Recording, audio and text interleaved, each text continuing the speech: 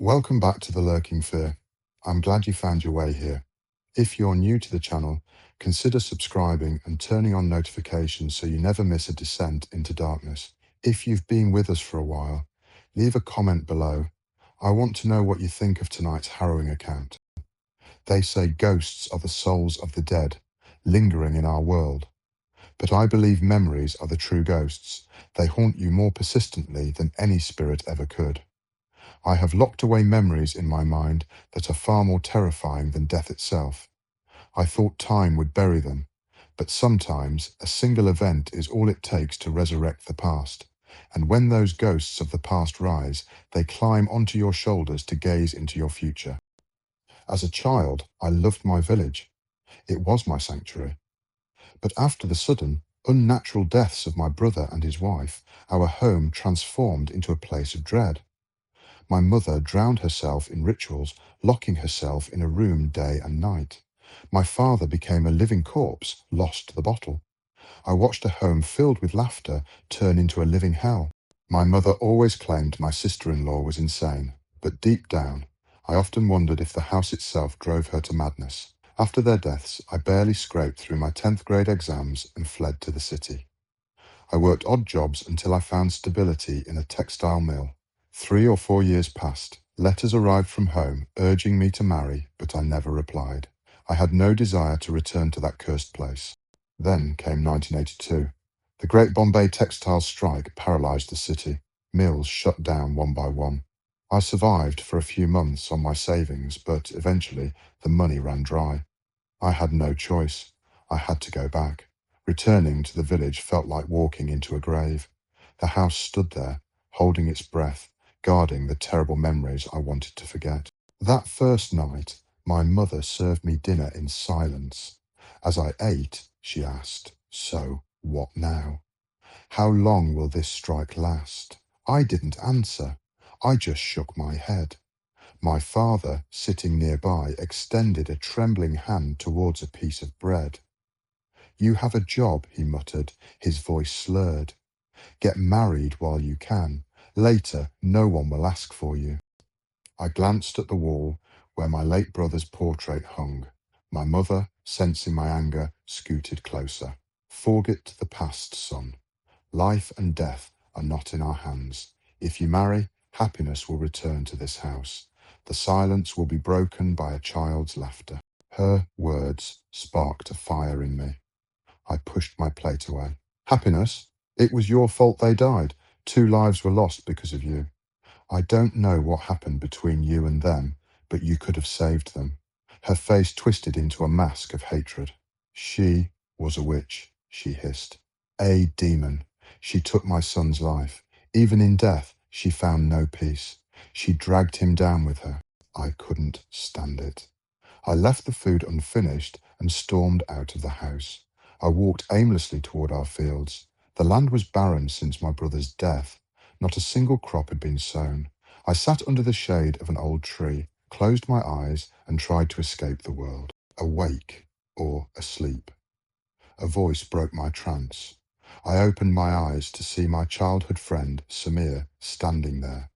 I rubbed my eyes. Just sitting. I must have dozed off. "I saw you from afar," Samir said, sitting beside me. "Thought I'd check the fields." We caught up. I told him about the strike and the immediate pressure from my family to marry. "I just got here, and they are already planning my wedding," I vented. "They don't understand I have no desire to stay." Samir knew about my brother and sister-in-law's death, though not the grim details. He sighed. "Look, it's been 5 years. How long will you live like this? Marry, and take your wife to Mumbai. You don't have to live here." The idea planted a seed in my mind. If I married, I could escape this house forever with a legitimate excuse.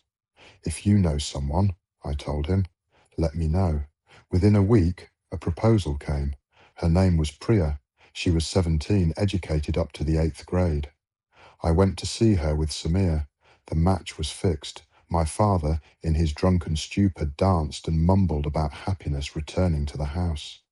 The wedding took place within 15 days. Priya was a quiet, sensible girl. My mother barely spoke to her except to give orders. I kept a close watch on their interactions. One night, Priya asked me the question I had been dreading. "There is a photo of your brother on the wall, but none of your sister-in-law. Why?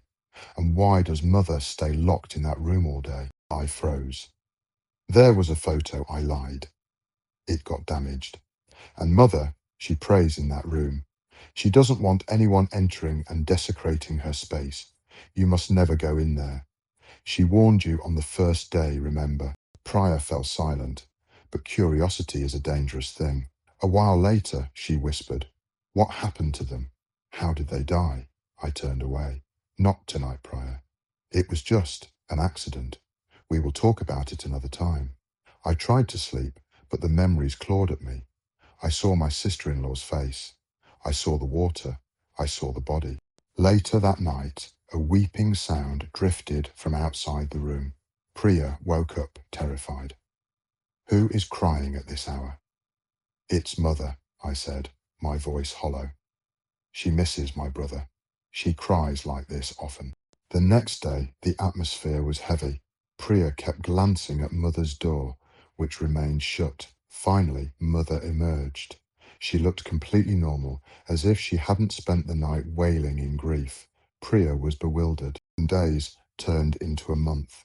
I wrote letters to Mumbai every day, desperate for a place to stay so I could take Priya away.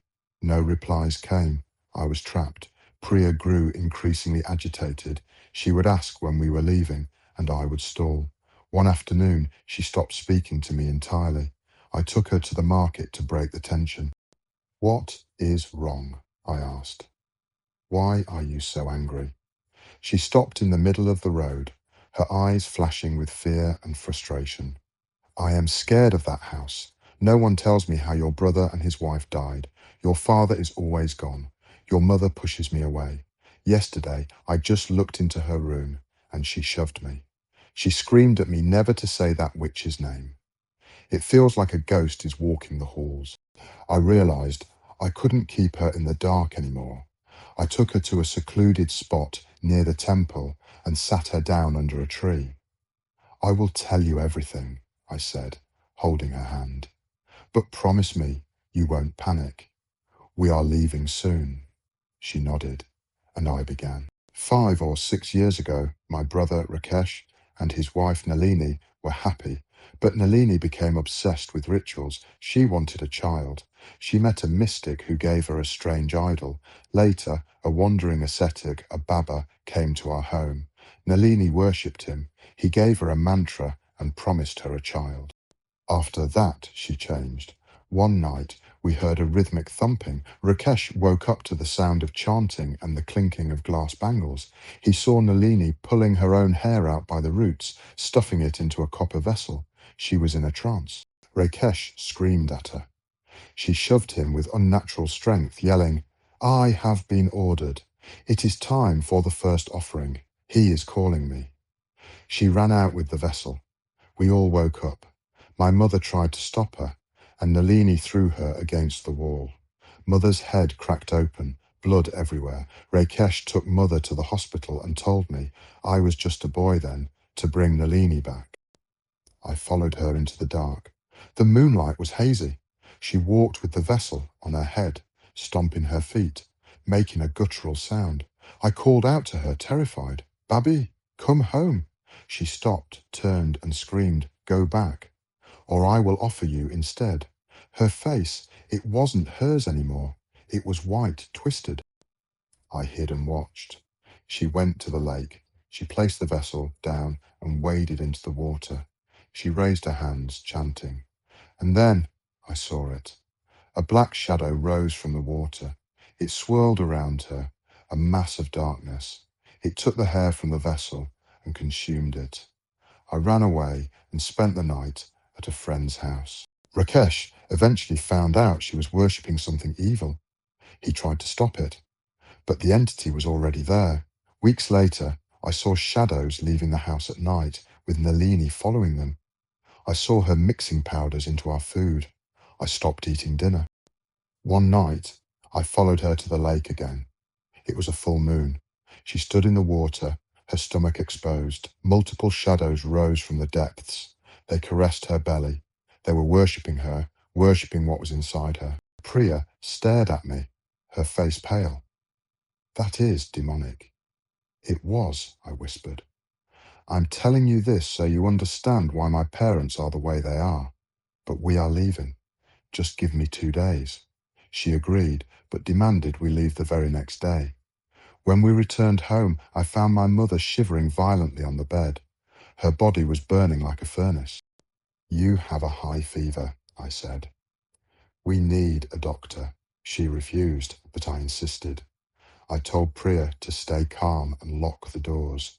I put my mother on the back of my bicycle and rode to the clinic. It was evening and darkness fell quickly. When I returned, the house was silent. I put my mother to bed. Then I noticed it. The door to the forbidden room, Nalini's old room, was wide open. The key was in the lock. Panic seized me. I locked it immediately and called out for Priya. I went to the kitchen. Priya was there, cooking. But she wasn't wearing the clothes she had on earlier. She was draped in a blood-red sari adorned with heavy, ancient jewellery. I walked up behind her and touched her shoulder. Priya, you look beautiful in this sari. Ajay. The voice came from behind me. I spun around. Priya was standing at the kitchen doorway, looking terrified. I looked back at the stove. No one was there. What happened? Priya asked, trembling. Why do you look like you've seen a ghost? My eyes darted to her clothes. She was wearing the red sari. The jewellery clinked, that same haunting sound of glass bangles. Where did you get that sari? I whispered, my blood running cold. She touched the necklace, smiling a smile that didn't reach her eyes. I saw the key. I just wanted to peek. There was a trunk. Look how beautiful I look. Take it off, I shouted. Take it off now. Put it back. Why? She pouted. Don't you like it? Because it belongs to the dead. It belongs to Nalini. Priya's face drained of colour. She ran to the bedroom to change. I waited outside. Minutes passed. Silence. Priya, hurry up. No answer. My mother appeared, weak and stumbling. The key, she rasped. Where is the key? Suddenly, a knock came from inside the locked bedroom, and then a laugh. A chilling, high-pitched cackle. Mother gripped the doorframe. Sumati, she whispered, using Nalini's real name. Is that you? The voice that answered was not Priya's. It was guttural, dripping with malice. I have returned. I told you I would come back when there was happiness here. I will bring mourning to this house forever. Mother shoved me. Go, find your father. He is at the temple. Only he knows the mantra to bind her. The temple? But he's drunk. He is not drunk, she screamed. He has been protecting us. He bears the burden of the negative energy. Go. I grabbed my bicycle and pedalled like a madman. I found my father at the temple. He wasn't drinking, he was chanting, his eyes closed in deep concentration. She is back, I gasped. He didn't ask questions. He ran back with me. He placed his hand on the bedroom door and began reciting mantras. The laughter inside turned to shrieks. He kicked the door open. Priya lay on the floor, unconscious. Remove the sari, father commanded. Put everything back in the trunk. Mother and I stripped the cursed garments off her senseless body and locked them away. We dragged Priya to the living room. Father sat down, exhausted. You must leave, he said quietly, tonight. She has marked Priya. She will not stop. I was furious. This is your fault, all of this.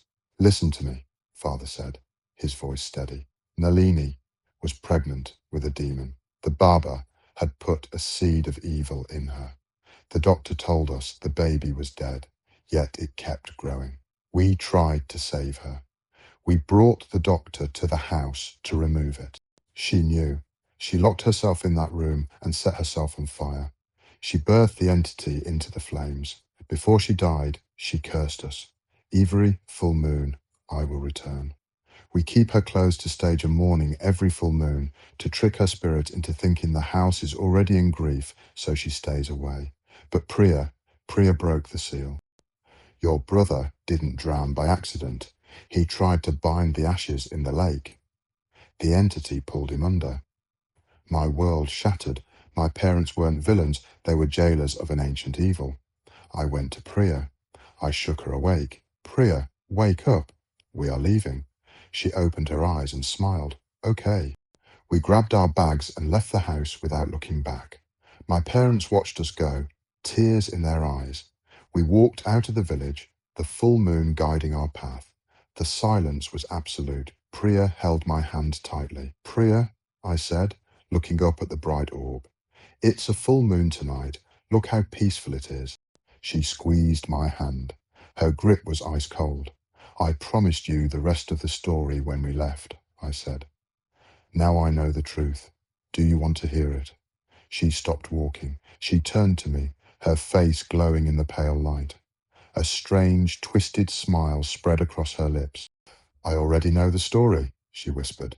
I frowned. How? She leaned in closer, her eyes turning into empty voids.